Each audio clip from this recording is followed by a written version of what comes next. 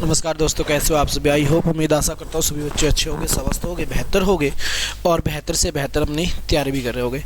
Last class के अंदर हमने पढ़ा था मोहम्मद गौरी के बारे में, यानी कि गौरी वंश के बारे में, और आज हम स्टार्ट करेंगे दिल्ली सल्तनत और हम बात करेंगे दिल्ली सल्तनत के संस्थापकों के बारे में। तो आपको पता है दिल्ली सल्तनत के जो संस्थापक हुआ करते थे वो थे कुतुबुद्दीन ऐबक।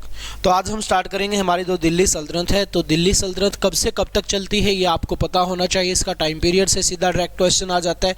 तो हम बात करें किसकी भाई, दिल्ली सल्तनत की। तो दिल्ली सल्तनत का जो टाइम पीरियड है वो क्या है, अगर आपसे पूछ लिया जाए तो आप कहोगे सर दिल्ली सल्तनत का जो टाइम पीरियड है ये 1206 से शुरू हो जाता है और ये कब तक चलता है भाई, ये चलता है 1526 तक। दिल्ली सल्तनत के टाइम पीरियड की अगर हम बात करें 1206 से लेकर 1526 तक का क्या रहता है, इसका टाइम पीरियड रहेगा। दिल्ली सल्तनत पे कितने वंश आते हैं भाई, 5 वंश आते हैं, 32 राजा और 320 साल का टाइम पीरियड इसका रहता है। सबसे पहला क्वेश्चन यहां से बन जाता है, दिल्ली सल्तनत के संस्थापक कौन थे। दिल्ली सल्तनत के संस्थापक की अगर हम बात करें भाई, ये थे कुतुबुद्दीन ऐबक। कुतुबुद्दीन ऐबक क्या हुआ करते थे भाई, ये हुआ करते थे दिल्ली सल्तनत के संस्थापक। उसके बाद अगला क्वेश्चन जो पूछा जाता है वो क्या बनता है भाई, वो बनता है वास्तविक संस्थापक कौन थे। कौन थे भाई वास्तविक संस्थापक दिल्ली सल्तनत के, इल्तुतमिश, ये हुआ करते थे वास्तविक संस्थापक।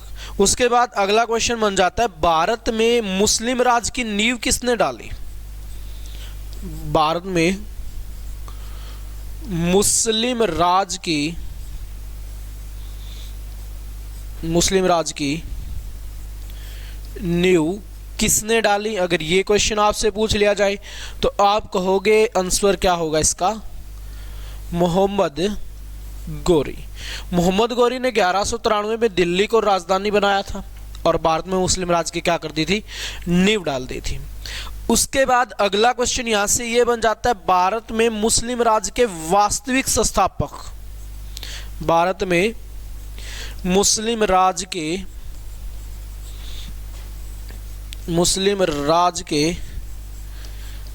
वास्तविक संस्थापक कौन थे भाई, तो ये थे आपके कुतुबुद्दीन ऐबक, भारत में मुस्लिम राज के वास्तविक संस्थापक की बात की जाए या फिर नींव डालने की बात की जाए तो मोहम्मद गौरी। वास्तविक तौर पर मुस्लिम राज की स्थापना किसने की थी, कुतुबुद्दीन ऐबक ने। संस्थापक पूछ ले मोहम्मद गौरी, वास्तविक संस्थापक पूछ ले कुतुबुद्दीन ऐबक। ऐसे ही दिल्ली सल्तनत का संस्थापक पूछ ले कुतुबुद्दीन ऐबक और वास्तविक संस्थापक पूछ ले इल्तुतमिश। अब यहां पे हम बात करें दिल्ली सल्तनत का उदारक किसको कहा जाता है। दिल्ली सल्तनत का उदारक किसको कहा जाता है भाई, उदारक कहा जाता है बलबन को। किसको कहा जाता है, उदारक कहा जाता है बलबन को। 3 क्वेश्चन बन गए आपके। 3 क्वेश्चन कौन कौन से, एक संस्थापक, एक वास्तविक संस्थापक और एक क्या होगा, उदारक होगा। ठीक है, तो ये बन गए आपके संस्थापक। उसके बाद आगे बढ़े, बात करें इसके 5 वंशों की। 5 वंश कौन कौन से हैं भाई इस पे। सबसे पहले वंश की अगर हम बात करें, कौन सा वंश है, सबसे पहला वंश है आपका गुलाम वंश। दूसरा वंश कौन सा है भाई,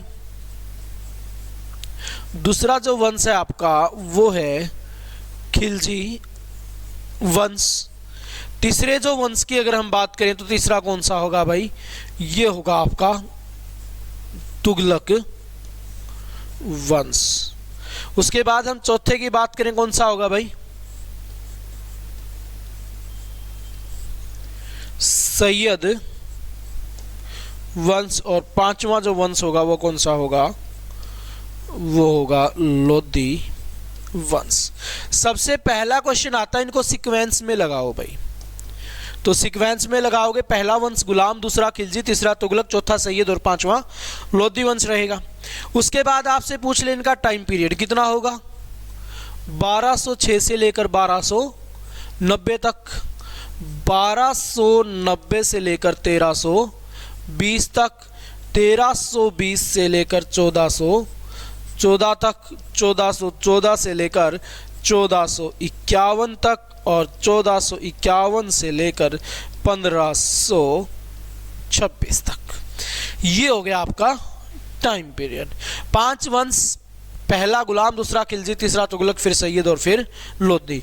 उसके बाद अगला जो क्वेश्चन बनता है वो बनेगा इनके संस्थापक कौन कौन थे भाई। गुलाम वंश के संस्थापक कौन थे, तो ये थे कुतुबुद्दीन ऐबक, कुतुबुद्दीन ऐबक, ये थे गुलाम वंश के संस्थापक भाई। खिलजी वंश के संस्थापक कौन थे, अगर इसकी बात की जाए, इसकी चर्चा की जाए, तो ये कौन थे भाई, ये थे जलालुद्दीन खिलजी। कौन थे भाई, जलालुद्दीन खिलजी। तुगलक वंश के कौन थे, गयासुद्दीन तुगलक, गयासुद्दीन तुगलक भाई। और बात करें सैयद वंश के कौन थे,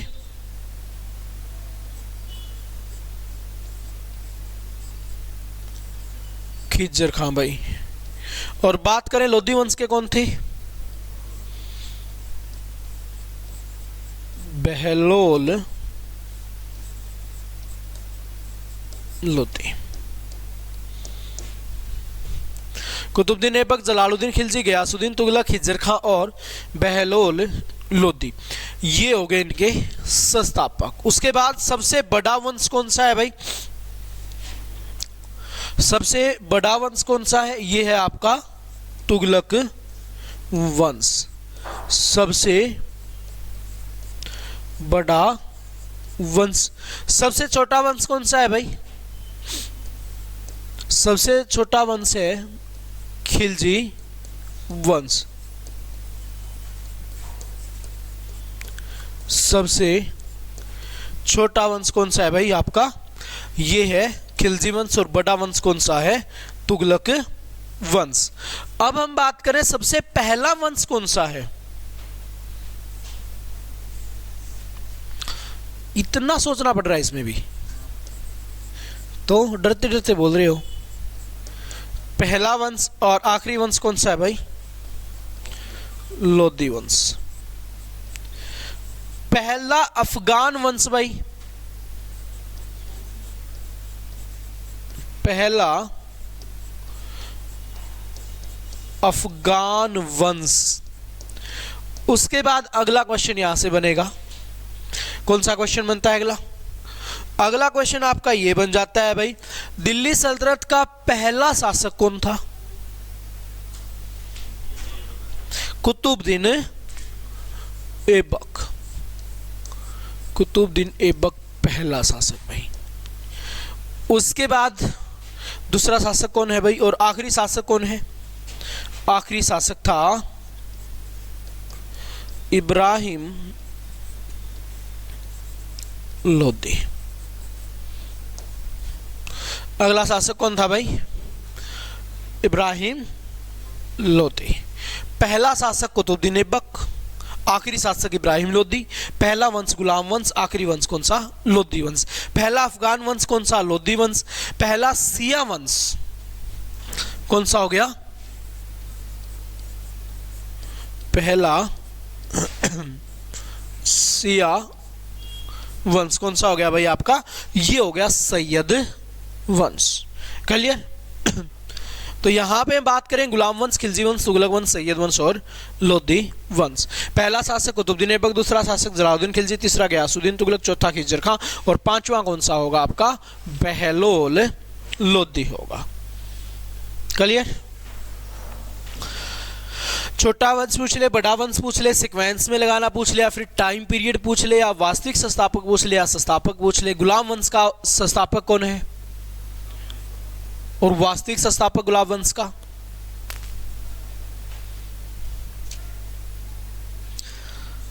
इल्तुतमिश, गुलाम वंश का वास्तविक संस्थापक और दिल्ली सल्तनत का वास्तविक संस्थापक। उसके बाद आता है आपका क्या, इसके बाद आता है भाई आपका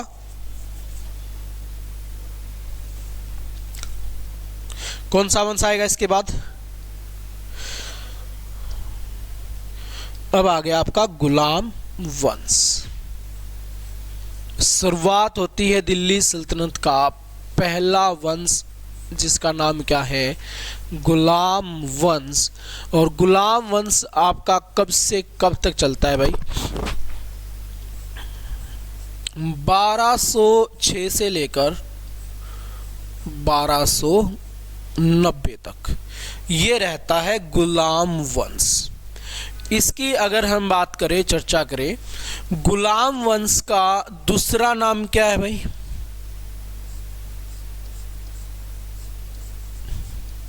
मामलुक वंश। कौन सा है? दूसरा है आपका मामलुक वंश। उसके बाद हम बात करें भाई, इसी को हम बोलते हैं इलबरी वंश। क्या बोलते हैं? इलबरी वंश भी इसको हम बोलते हैं। गुलाम वंश के संस्थापक कौन है? गुलाम वंश के संस्थापक हैं कुतुबुद्दीन ऐबक। कुतुबुद्दीन ऐबक भाई। गुलाम वंश के वास्तविक संस्थापक कौन है? वास्तविक संस्थापक कौन है भाई?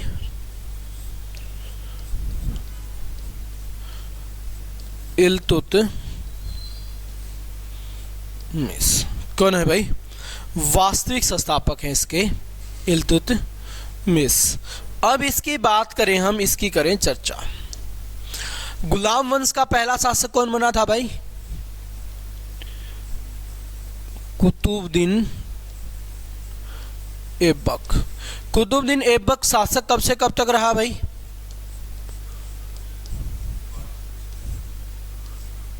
1290 तक। 1210 तक रहा कुतुबुद्दीन ऐबक दिल्ली सल्तनत के सिंहासन पे बैठा, या फिर कह लो गुलाम वंश के सिंहासन पर बैठा था कुतुबुद्दीन ऐबक। कब? 1206 में। और कब तक रहा? 1210 तक रहा। सबसे पहला जो क्वेश्चन यहां से बनता है वो बनता है राजधानी से रिलेटेड। कुतुबुद्दीन ऐबक की राजधानी क्या थी? कुतुबुद्दीन ऐबक की जो राजधानी थी वो थी दिल्ली। क्या राजधानी थी भाई? इसकी जो राजधानी थी वो थी दिल्ली नहीं भाई, लाहौर। कौन सी राजधानी थी? इसकी जो राजधानी थी लाहौर। दिल्ली राजधानी किसकी थी? या तो इल्तुतमिश ने दिल्ली को राजधानी बनाया था, या फिर इसका जो सेना, इसका जो राजा था, जो इसका मालिक था, कौन था मालिक कुतुबुद्दीन ऐबक का? मोहम्मद गौरी। या मोहम्मद गौरी ने 1193 में दिल्ली को राजधानी बनाया था। आपसे पूछ लिया जाए, शासक बनने से पहले कुतुबुद्दीन ऐबक कहां का सूबेदार था?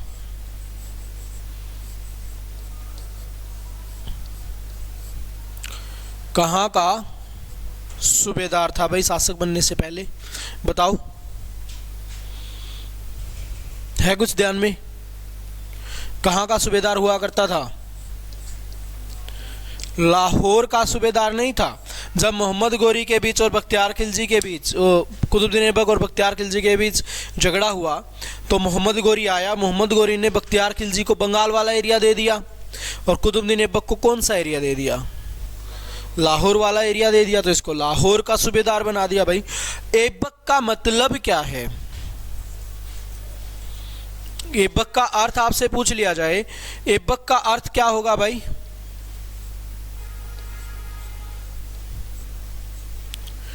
ऐबक का अर्थ क्या है? ऐबक का अर्थ है चंद्रमा का देवता।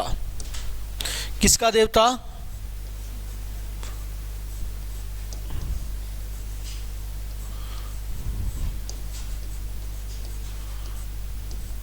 चंद्रमा का देवता। तो चंद्रमा का देवता कौन कौन कहलाया भाई? कुतुबुद्दीन ऐबक। या फिर ऐबक का अर्थ आपसे पूछ लिया जाए तो आप कहोगे चंद्रमा का देवता। उसके बाद हम बात करें, चर्चा करें कुतुबुद्दीन ऐबक की। कुतुबुद्दीन ऐबक ने क्या किया भाई? भवन निर्माण कार्य इसने किया। कौन कौन से भवन इसने बनवाए? स्कूल बनवाए। अच्छा, और बेचारा ये खुद ही अनपढ़ था यार, बना सकते हैं कुछ भी। अब आप मोदी जी से कोई उम्मीद कर सकते हो? खट्टर जी से कोई उम्मीद कर सकते हो? उनसे यही उम्मीद कर सकते हो कि भाई उस स्कूल में अध्यापक और टीचरों की संख्या कम ज़्यादा थी तो उनको क्या कर दिया जाए? बंद कर दिया जाए। फतेहाबाद के 29 स्कूल बंद किए थे। उस टाइम पे उस महाशय ने कहा था वहाँ पे अध्यापकों की संख्या कम है और टीचरों की संख्या ज़्यादा है, इस कारण से हम स्कूल को बंद कर रहे हैं। तो बंद करने की उम्मीद लगा सकते हो, उनसे खोलने की तो नहीं लगा सकते। ये बेचारा खुद अनपढ़ था, तो ये क्या स्कूल खोलेगा? नहीं खोलेगा।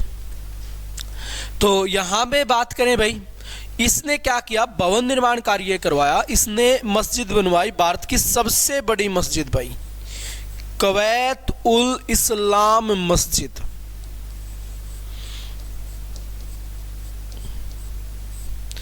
कुवैत उल इस्लाम मस्जिद, ये क्या है भाई? भारत की सबसे बड़ी मस्जिद इसको कहा जाता है, कुवैत उल इस्लाम मस्जिद। किसके द्वारा बनवाई गई थी भाई? ये कुतुबुद्दीन ऐबक के द्वारा बनवाई गई थी। बेचारे ने इस मस्जिद का निर्माण करवा दिया था। किसके लिए बनवाई थी? और ये इसको आप भारत की पहली मस्जिद भी कह सकते हो, लेकिन भारत की सबसे बड़ी मस्जिद इसको काउंट किया जाता है भाई। उसके बाद हम बात करें भाई, इसने कुतुब मीनार का निर्माण कार्य शुरू करवाया दिल्ली में। हाँ जी, कुतुब मीनार का निर्माण कार्य। अब दो क्वेश्चन यहां से बनेंगे भाई, आपसे पूछा जाएगा कुतुब मीनार का निर्माण कार्य किसने करवाया? कुतुबुद्दीन ऐबक ने। कुतुब मीनार का निर्माण कार्य पूरा किसने करवाया? कुतुब मीनार का निर्माण कार्य शुरू करवाया कुतुबुद्दीन ऐबक ने। कुतुब मीनार का निर्माण कार्य पूरा किसने करवाया? तो आप कहोगे वो करवाया था इल्तुतमिश ने। क्लियर? उसके बाद आपसे पूछा जाए कुतुब मीनार का निर्माण कार्य कौन सी सदी में शुरू हुआ? कुतुब मीनार का निर्माण कार्य कौन सी सदी में शुरू हुआ? ये क्वेश्चन आपसे पूछा जाए तो इसका आंसर क्या होगा? और क्वेश्चन पूछा जाए कुतुब मीनार का निर्माण कार्य कौन सी सदी में पूरा हुआ? सदी हमेशा ही एक आगे चलती है। जैसे अब 2000 चला हुआ है तो सदी कौन सी चली हुई है? 21वीं सदी चली हुई है। जब 1900 का दशक चला हुआ था, जब 20वीं सदी चली हुई थी। जब 18 का दशक था, जब 19वीं सदी चली हुई थी। तो ऐसे ही सदी हमेशा ही क्या करती है? आगे चलती है। तो बताओ कुतुब मीनार का निर्माण कार्य कौन सी सदी में शुरू हुआ था? 13वीं सदी में। और पूरा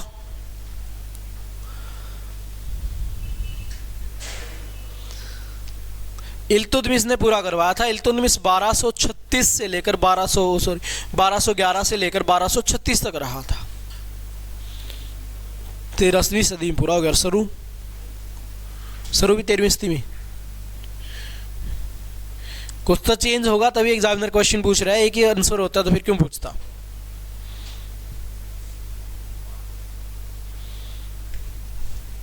निर्माण कार्य शुरू हुआ 12वीं सदी में, पूरा हुआ 13वीं सदी में। कुछ इतिहासकारों का कहना यह है कि पृथ्वीराज चौहान की जैसे ही मृत्यु हुई, इसकी हत्या की गई, उसी दौरान क्या कर दिया गया था? इसका निर्माण कार्य शुरू कर दिया गया था। कुछ का कहना है कि इसका निर्माण कार्य 1198 में शुरू हो गया था, यानी कि 11 वाले दशक में इसका पूरा हो चुका है, शुरू हो चुका है। वो चाहे 92 हो, चाहे वो 98 हो, चाहे वो 97 हो। तो कौन सी सदी में निर्माण कार्य शुरू हुआ? 12वीं में। और पूरा कौन सी में हुआ? 13वीं सदी में। उसके बाद हम बात करें, दोनों ही क्वैतुल इस्लाम मस्जिद और कुतुब मीनार कहाँ पे पड़ती हैं भाई? दिल्ली के अंदर पड़ती है। किसकी याद में बनवाई गई कुतुब मीनार? बख्तियार काकी जो इसके गुरु हुआ करते थे। बख्तियार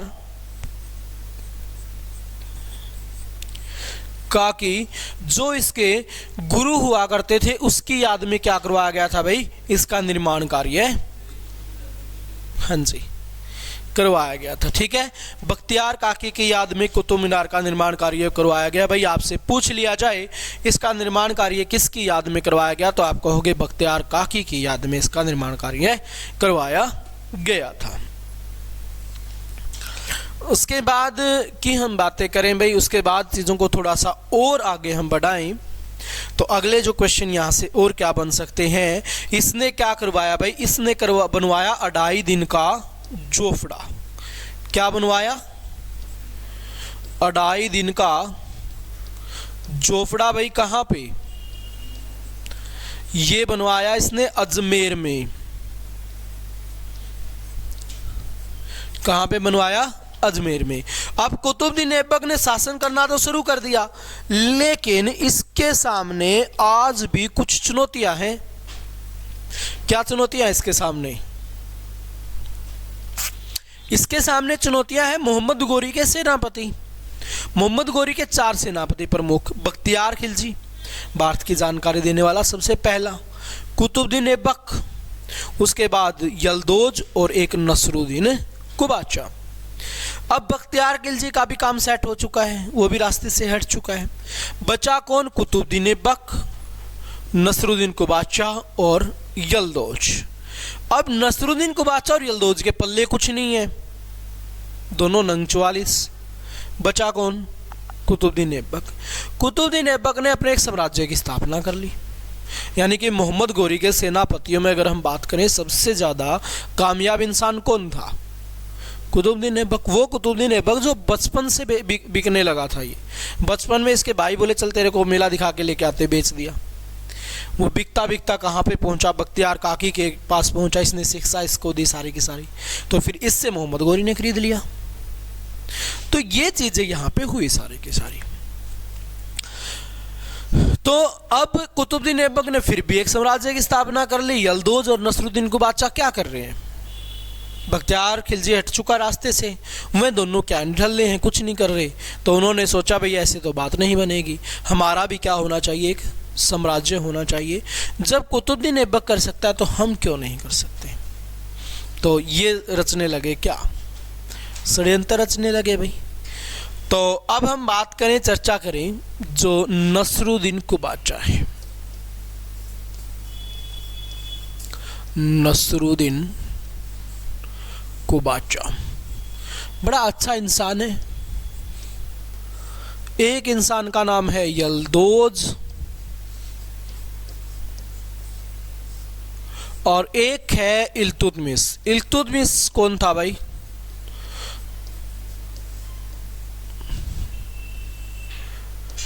इल्तुतमिश, नसरुद्दीन कुबाचा और यलदौज। यलदौज और नसरुद्दीन कुबाचा मोहम्मद गोरी के सेनापति, सॉरी ठीक है, मोहम्मद गोरी के सेनापति गुलाम। जो इल्तुतमिश है ये कुतुबुद्दीन ऐबक का गुलाम। इल्तुतमिश को इसी कारण से क्या कहा जाता है? गुलामों का गुलाम, क्योंकि पहले से एक गुलाम था, उसका एक गुलाम और हो गया, इस कारण से गुलामों का गुलाम इसको कहा जाता है। अब बात करें हम, अब यहाँ पे थोड़ी सी चर्चाएं करें, चीज़ों को थोड़ा सा आगे बढ़ाएं। नसरुद्दीन कुबाचा और यलदौज ये दोनों सोचते यार देख हम भी गुलाम थे, हम भी सेनापति थे, हम तो कुछ नहीं कर पाए, उसने साम्राज्य की स्थापना कर ली, उसने साम्राज्य की स्थापना कर ली, तो हमें भी कुछ करना चाहिए, हमें भी कुछ करना चाहिए। ये विचार लगा लिया किसने? नसरुद्दीन कुबाचा ने और यलदौज ने। कुतुबुद्दीन ऐबक को पता चल गया भाई कि ये बंदे तेरे खिलाफ षड्यंत्र रच रहे हैं, ये तेरे को रास्ते से हटाने की फिराक में है, इससे पहले ये कुछ करें, इससे पहले ही हम क्या कर लेते हैं, मामले को संभाल लेते हैं। तो इनके साथ क्या कर ली भाई, इनके साथ रिश्तेदारी के संबंध बना लिए, नसरुद्दीन को बादशाह के साथ और यल्दौज के साथ, इनके साथ रिश्तेदारी के संबंध बना लिए, जीजा साला बन गए सारे के सारे। अब तीनों जीजा साला बन गए ये, तो क्या अब नसरुद्दीन को बादशाह और यल्दौज अपने ही रिश्तेदार पे अटैक करेंगे? नहीं करेंगे। मामला शांत हो गया और नसरुद्दीन को बादशाह को गजनी का सूबेदार बना दिया। इसको कहाँ का सूबेदार बना दिया भाई, गजनी का सूबेदार बना दिया। इसको कहाँ का सूबेदार बना दिया भाई, इसको लाहौर का सूबेदार बना दिया। क्यों? क्योंकि इसकी बहन के साथ इसकी शादी हो रखी थी, इसको यहीं रख लिया भाई, और उसको कहाँ पे भेज दिया, गजनी भेज दिया। उसकी बहन के साथ खुद कुतुबुद्दीन ऐबक ने शादी कर रखी थी, किसी का जीजा तो किसी का साला। तो अब ये दोनों विद्रोह नहीं करेंगे, सूबेदार बना दिया, इनको गवर्नर बना दिया गजनी का और लाहौर का।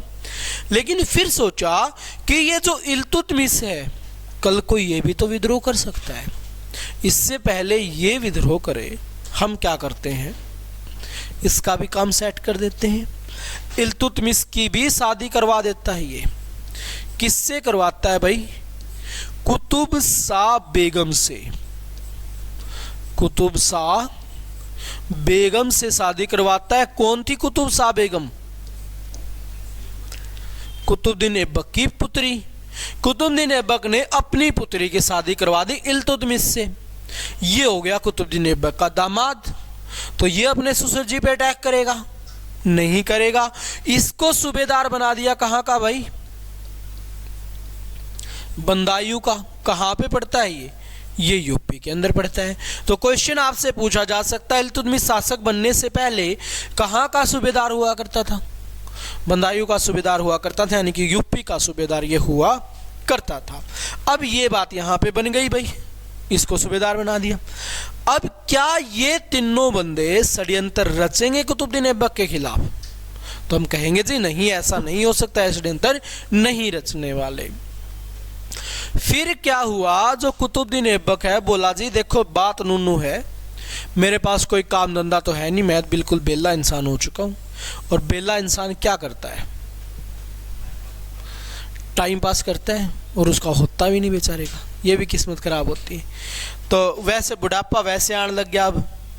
तो अब ये बोला जी कुछ करना पड़ेगा, ऐसे काम नहीं चलेगा, घर पे पड़े रहते हैं पूरे दिन, टाइम पास ही नहीं होता अपना। तो ताश वाश उतने खेलते नहीं थे, राजा महाराजा थे, इनको शौक एक ही चीज़ का हुआ करता था, शराब का और शवाब का। बुढ़ापा आ रखा है तो शवाब का वैसे शौक खत्म हो गया। शराब पीनी है तो डॉक्टर बोला बेटा शराब पिएगा तो जाएगा। अब क्या करे? सबने ज्ञान दिया कि महाराज ग्राउंड पे जाया करो, हांड फिर के आया करो, सुबह वॉकिंग किया करो, हाथ पैर सलामत रहेंगे। बुढ़ापे में हम घर पे दादा वगैरह उसको क्या बोलते हैं कि दादा सुबह हर रोज़ उठ के तो टहलने जाया कर, उससे उसका स्वास्थ्य ठीक रहता है। तो सभी ने इसको ज्ञान दिया, बोला जी ठीक है मैं जाऊंगा। तो ये बेचारा ग्राउंड पे गया एक दिन, वहाँ पे देखा कि भाई वहाँ पे तो कुछ लोग पोलो खेल रहे हैं। और पोलो कैसे खेला जाता है? घोड़ों पे बैठ के पोलो खेला जाता है भाई। पोलो को हम बोलते हैं चौगान। कि कुछ लोग पोलो या चौगान खेल रहे हैं भाई। तो राजा साहब बोला जी मेरे को भी पोलो खेलना है। लेकिन पोलो खेला कैसे जाता है? घोड़े पर बैठ के खेला जाता है भाई। अब सारे जो साथ वाले थे वो बोले महाराज रुको, अभी घोड़े पे बैठने का टाइम नहीं है, वो दिन जा चुके हैं, आपको कहीं सोच रहे हो, आप सपने ले रहे हो मैं अभी घोड़ी पे बैठूंगा, अब दिन नहीं रहे आपके। वो बोला नहीं ऐसा कुछ नहीं है भाई, मेरे दिन अब भी हैं, मैं अब भी घोड़े पे बैठ सकता हूँ। नहीं मानना भाई, बोला खेलूँ तो मैं पोलो खेलूँ, नहीं तो खेलूँ ही ना। तो अब राजा है, मना भी कौन करे, हिम्मत किसकी है मना करने की, कोई मना भी नहीं कर सकता। तो पोलो खेलना शुरू कर दिया भाई। अब बुढ़ापे में घोड़े पे बैठेगा तो समस्या तो होगी। 1210 में गिर गया घोड़े से, और गिरने की वजह से क्या हो गई, इसकी हो गई मृत्यु। दिल्ली सल्तनत का ऐसा कौन सा शासक जिसकी घोड़े से गिरने की वजह से क्या हो गई थी, मृत्यु हो गई थी, वो कौन था आपका भाई? वो था आपका कुतुबुद्दीन ऐबक। सबसे इंपॉर्टेंट क्वेश्चन आपका ये बन जाता है इससे। कुतुबुद्दीन ऐबक दिल्ली सल्तनत का पहला शासक जो घोड़े से गिर के क्या हुआ था, जिसकी मृत्यु हुई थी। यहां तक है कोई सरदा पूछने की? कोई नहीं है? सरदाएं खत्म हो चुकी है आपकी, मेरे को लग रहा है ना। शिया और सुन्नी मुसलमान होते हैं ना, तो शिया मुसलमान थे वो।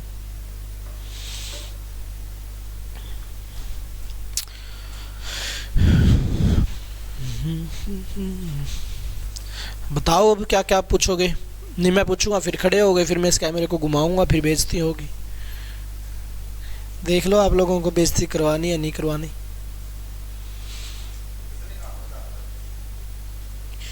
गजनी बढ़ता है अफगानिस्तान में।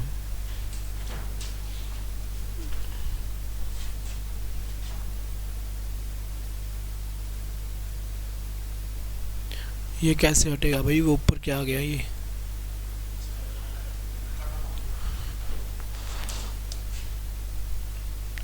काटने में तो बोर्ड ही जा रहा है सारा। पड़ा रहने दे,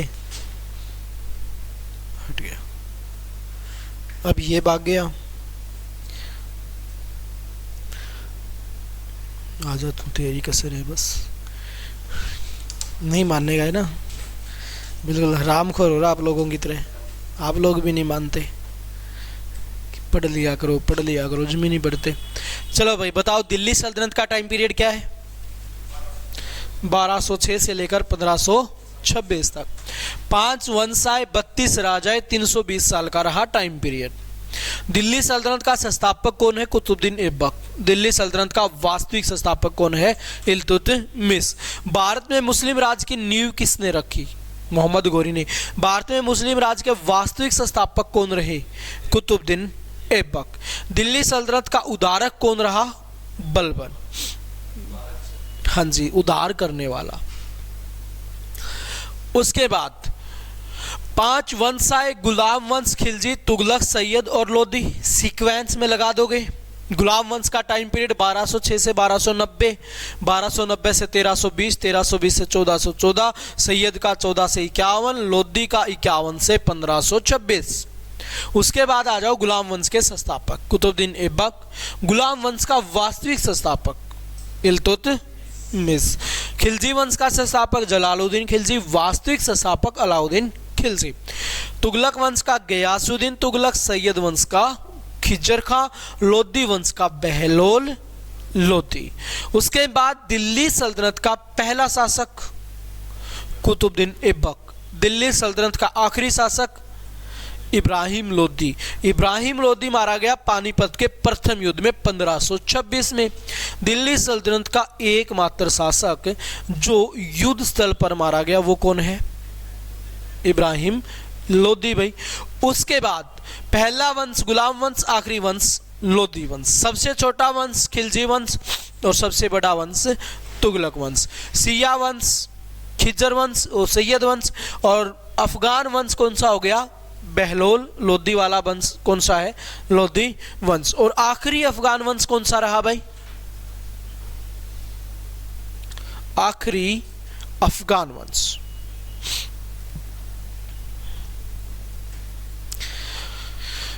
आखिरी जो अफगान वंश रहा वो रहा आपका सूरी वंश। सूरी वंश के संस्थापक कौन थे?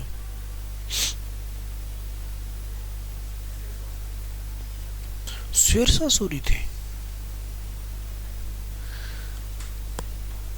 तो इतने घबरा क्यों रहे हो?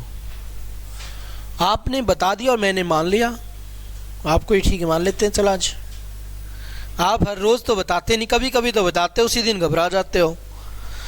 चलो उसके बाद हम बात करें भाई, गुलाम वंश को मामलुक वंश या फिर इलवरी वंश के नाम से जानते हैं। गुलाम वंश के संस्थापक कौन है? कुतुबुद्दीन ऐबक। वास्तविक संस्थापक कौन है? इल्तुतमिश। क्वैतुल इस्लाम मस्जिद कहाँ पे है? दिल्ली में है। किसने बनाई? कुतुबुद्दीन ऐबक ने बनवाई भाई। कुतुब मीनार का निर्माण कार्य करवाया गया किसकी याद में? बख्तियार काकी की याद में। किसके द्वारा करवाया गया? इल्तुतमिश के द्वारा। और कुतुब मीनार का निर्माण कार्य पूरा किसने करवाया? शुरू किसने किया? कुतुबुद्दीन ऐबक ने शुरू, इल्तुतमिश ने पूरा।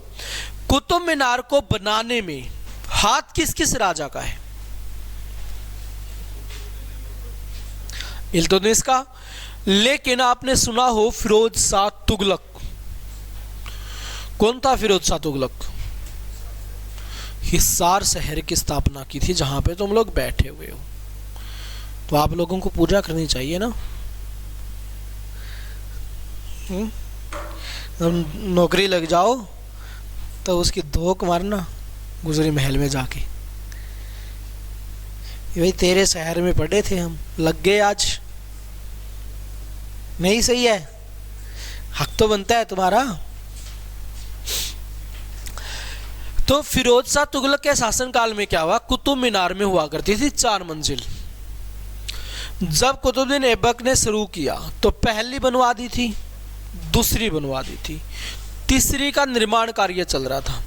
नींव रख दी थी तीसरी मंजिल की, छत नहीं लगाई थी, दीवारें निकली थी बस।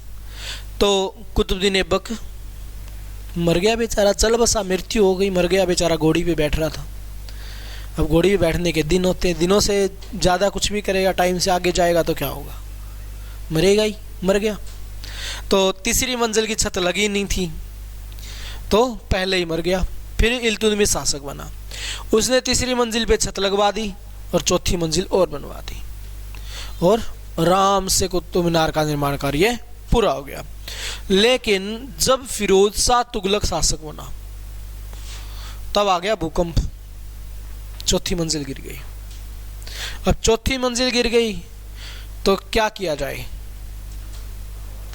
बनाना पड़ेगा भाई, घर पड़ गया तो घर तो बनाना पड़ेगा। तो इसने क्या किया, फिर चौथी मंजिल भी बनवा दी और साथ में बोला एक मंजिल और होनी चाहिए, इसमें 5 मंजिल सही लगेंगी, तो 5वीं मंजिल भी बनवा दी। तो हाथ किस किस का हो गया भाई? कुतुबुद्दीन ऐबक, इल्तुतमिश और फिरोज शाह तुगलक। राजधानी कुतुबुद्दीन ऐबक की लाहौर। सूबेदार कहाँ का हुआ करता था कुतुबुद्दीन ऐबक? लाहौर का। ऐबक का मतलब चंद्रमा का देवता। और क्या बनवाया इसने? 2.5 दिन का जोफड़ा। उसके बाद अब आ गए इसके कुछ नाम, इसके कुछ उपनाम आ गए भाई। जैसे इसको कहा जाता था कुरान खां। क्या कहा जाता था? इसको कहा जाता था कुरान खां। क्यों? क्योंकि कुरान का बड़ी सुरीली आवाज के अंदर गायन करता था जी। कुरान का बड़ी सुरीली आवाज के अंदर क्या करता था? ये गायन करता था। इस कारण से इसको क्या कहा गया भाई? कुरान खां कहा गया। इसको कहा गया लाख बख्श। क्यों? लाखों को बख्शने वाला, लाखों का दान करने वाला भाई। इस कारण से इसको क्या कहा गया? लाख बख्श कहा गया भाई। इसी को कहा गया पील बख्श। क्यों? हाथियों का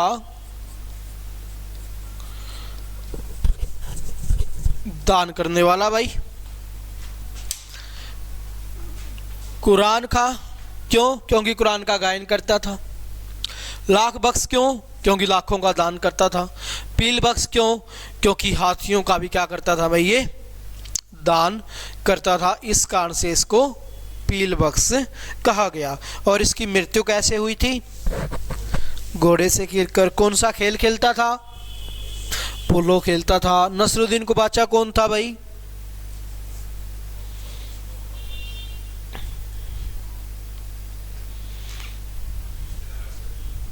अरे इसको मारो गोली। इसके रिश्तेदार को मोहम्मद गोरी के साथ क्या संबंध था? सेनापति हुआ करता था। नसरुद्दीन को बादशाह को कहाँ का सूबेदार बनाया? गजनी का सूबेदार बनाया। यलदौज को कहाँ का बनाया? लाहौर का बनाया। और इल्तुतमिश को कहाँ का बनाया था? बदायूं का। इल्तुतमिश की अगर हम बात करें, शादी किससे हुई थी? कुतुब शाह बेगम से हुई थी शादी भाई, ठीक है। उसके बाद हम बात करें भाई, अब मर गया कुतुबुद्दीन ऐबक, अगला शासक कौन बनेगा? इल्तुतमिश या कुतुबुद्दीन ऐबक का पुत्र? क्यों यार, पुत्र ने क्या कसूर कर दिया भाई तुम्हारा? कोई जाति दुश्मनी तो नहीं है तुम्हारी इसके साथ? तो फिर इसको शासक क्यों नहीं बना रहे आप लोग? तो तोला मर जाएगा तो? अब वो कहते हैं ना कि इंसान को एक दिन मरना है, तो लोग बच्चे पैदा करना बंद कर दें कि एक दिन मरना तो है, क्या फायदा हुआ पैदा करके?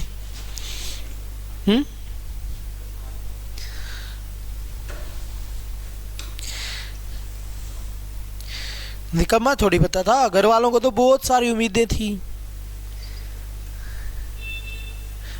आप पे भी होंगी कहीं उसकी साइड देख के।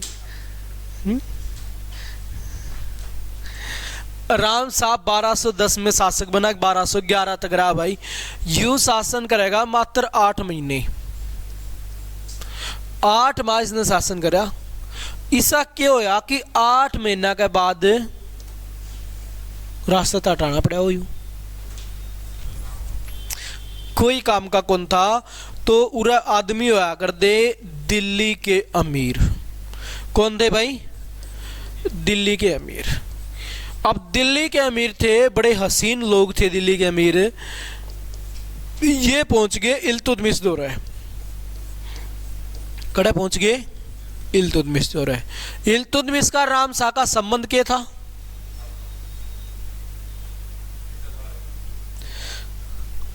इल्तुतमिश इसका साला था,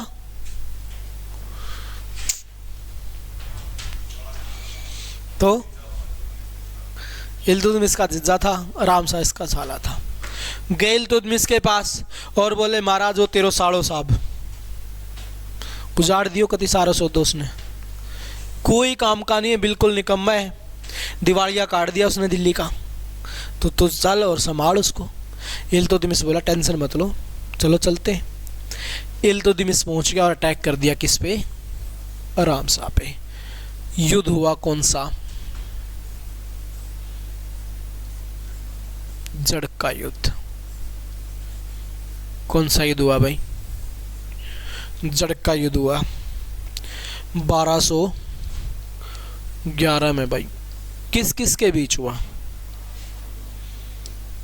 राम शाह और इल्तुतमिश।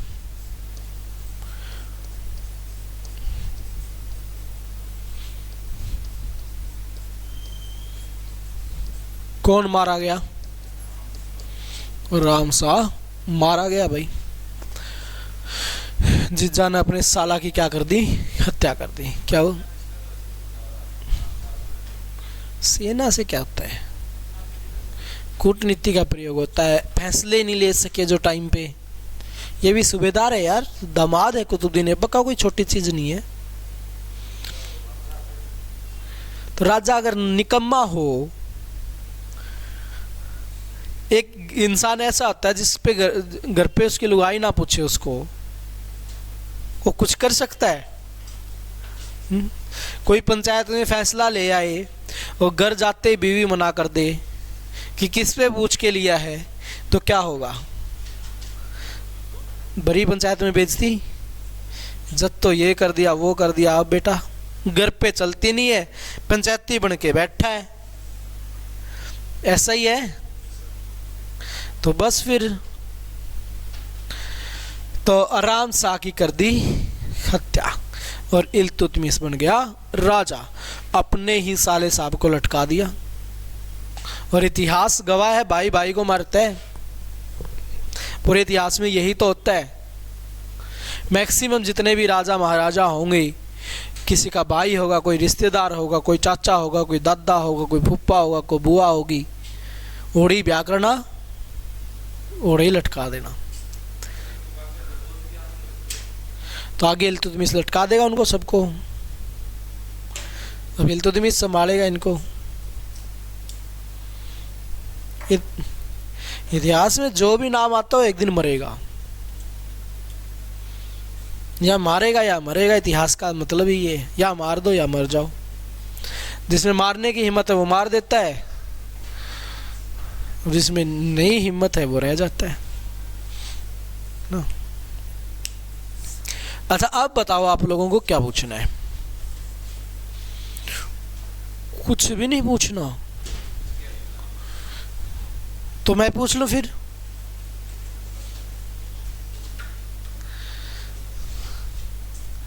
हाँ पूछ लो। कॉन्फिडेंस ही नहीं है आप लोगों में, बिल्कुल लो रखा है कैसे। युवराम सा गद्दी से नहीं हटाना था। फोन करके नू को थोड़ी कहोगा साला साहब गद्दी खाली करिया माऊ, तो ये कहोगा जीजा जी कर दिया जा। ऐसा हो सकता है? नहीं हो सकता भाई। तो साला साहब उड़ा दिया। वैसे तो साला को गाली दे के मानते हैं हम, संबोधित करते हैं, है ना। तो ये वास्तव में साला था, उड़ा दिया। अब जब किसी की लड़ाई हो जाए तो क्या अगर साला तेरे दो मारूं, चलो चाल जाए उड़ते हैं। तो इस साला की क्या की भाई, गर्दन उड़ा दी। कौन से युद्ध में? जड़क के युद्ध में। किसने? इल्तुतमिश ने। और अगला राजा बन गया इल्तुतमिश। कब बन गया भाई? 1211 में। और कब तक रहेगा? 1236 तक रहेगा। कल पढ़ेंगे हम इल्तुतमिश के बारे में, ठीक है। अब किसी को कुछ भी पूछना हो तो पूछ लो, नहीं मैं पूछ रहा हूँ फिर, ठीक है। तो कल पढ़ेंगे, कल की क्लास में इल्तुतमिश को। आज के लिए इतना ही, बाय बाय, टेक केयर।